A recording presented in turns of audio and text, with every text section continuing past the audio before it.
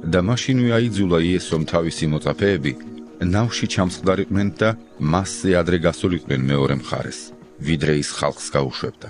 როცა გაუშვა ხალხი, მთაზე ავიდა, რათა განმარტოებით ელოცა.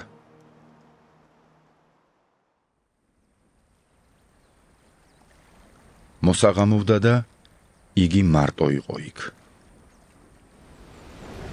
ხოლო ნავი უკვე მრავალ სტადიონზე წასულიყო ხმელეთიდან და გასაჭირი ედგა ტალღებისგან, რადგან პირქარი. ღამის მეოთხე გუშაგობისას მივიდა მათთან იესო პირდაპირ ზღვაზე სულით. მოწაფეებმა ზღვაზე მავალი რომ დაინახეს, შეძრწუნდნენ და თქვეს: ეს მოჩვენებაა! და შიშისაგან შეჰვირეს.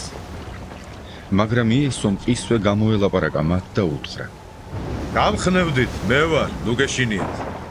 პეტრემ უთხრა მას პასუხად: უფალო, თუ ეს შენ ახარ მიბრძანე მოვიდე შენთან წყალდაწყალ. მან კი უთხრა: მოდი. პეტრე გადმოვიდა ნავიდან და წყალდაწყალ მიაბიჯებდა, რათა იესოსთან მისულიყო. მაგრამ ქარი რომ დაინახა, შეეშინდა, ჩაძირვა იწყო და იყვირა. უფალო, მიხსენი მე. იესომ იმ წამსვე გაუწოდა ხელი. ამოიყვანა და უთხრა: რატომ დაეჭვდი, მცირედ მორწმუნეო?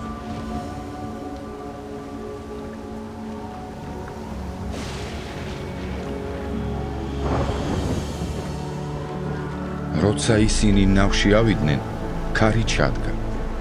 ხოლო ნავში მყოფებმა თაყვანისცეს მას და უთხრეს: ჭეშმარიტად ღვთის ძე ხარ შენ. გაღმა გავიდნენ და მივიდნენ გენესარეთის ქვეყანაში. იმ ადგილის ხალხმა იცნო იგი, დაგზავნეს მთელ მხარეში და მოუყვანეს მას ყველა ავადმყოფი. ებედრებოდნენ მას, რომ მისი სამოსის კალთას მაინც შეხებოდნენ და ვინ შეეხო, განიკურნა.